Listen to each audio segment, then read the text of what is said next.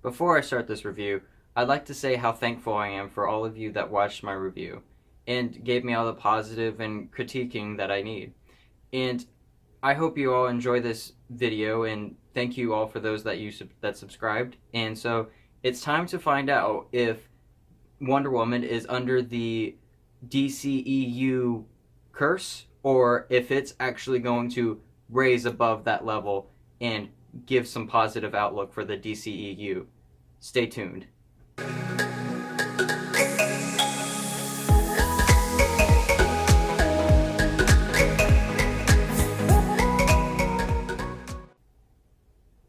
Wonder Woman stars Gal Gadot, and she plays Wonder Woman, believe it or not.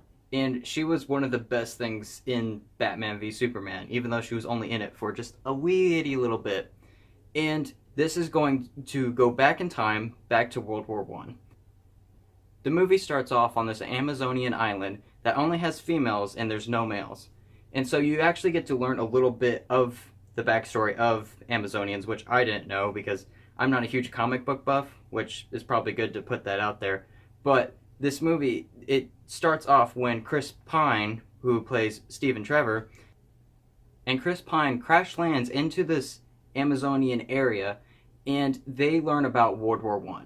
And as he's telling them about World War I, which it's towards the end of World War I, so a lot of casualty and death, and Wonder Woman takes it upon herself that she believes that she should go out and help these people. So this movie's kind of divided into three different areas. It's kind of like the Amazonian area, the London, and then the war.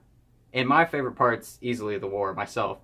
And the London part, it's kind of shown as a comical area of the film, especially in the trailers. But myself, I didn't really find it all that funny, mainly because most of the jokes that are shown in the trailer, and so I found that just a little bit disappointing. So honestly, I didn't laugh a whole lot during the movie, even though it's kind of marketed like that just a little bit, but that's not the main focus here. Wonder Woman gives these awesome fight scenes, and they are literally really freaking awesome, especially the one that you very first see when you get to the war. That's probably my favorite scene of the whole movie. This is only Patty Jenkins' second film, and her fight scene choreography and filmography, I really enjoyed it, at the very least.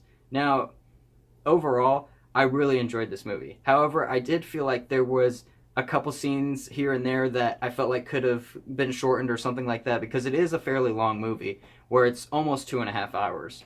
And so there are a little bit here and there pieces that are kind of slow, but overall, it is an enjoyable experience, for some of the fight scenes alone, because they are really cool looking. Gal Gadot does an excellent job reprising her role as Wonder Woman, and Chris Pine isn't too bad himself. And it makes it an interesting relationship with a kind of like a romance mixed with an action and a little bit of comedy here and there. And overall, it's a pretty enjoyable film. Most of the effects shown here in this movie are pretty good, except there's a few here and there explosions that I really didn't think that looked the greatest. You can mainly see one towards the end. You may know what I'm talking about. And, I mean, most of them do look very good, especially her lasso of truth, which is shown actually a pretty decent amount, and I enjoyed that. One thing that really showed in this movie is the variety of combat, showing with her sword, her shield, and the lasso of truth. In the end, I really enjoyed my movie-going experience here, and I would honestly probably give this movie about a 7 out of 9. The reason being is because it's really enjoyable, but it does have a few slow parts here and there. And I'm like, can we speed this up a little bit? And I wish there was a few more fight scenes just because of how awesome they were. Wonder Woman is currently sitting at 94% on Rotten Tomatoes, which is pretty impressive considering that's one of the highest Rotten Tomatoes scores there are for superhero movies. It has a 7.6 out of 10 as an overall average for all the critics. And that's not too bad. It's not the highest there is for superhero movies, but it does have a very high percentage of likeness rate by those critics. So I strongly encourage to go see this movie. This movie gives more than just a positive outlook on the DCEU, but also a positive outlook on just female lead role superhero movies. And that's a really great thing to see because you mainly just see males as the superheroes, and it's good to give some variety. And so if you enjoyed this review, hit that subscribe button down below, and don't be afraid to leave a comment or two, and go ahead and hit that like button if you enjoyed. Thank you very much, all of you, for watching, and God bless you all.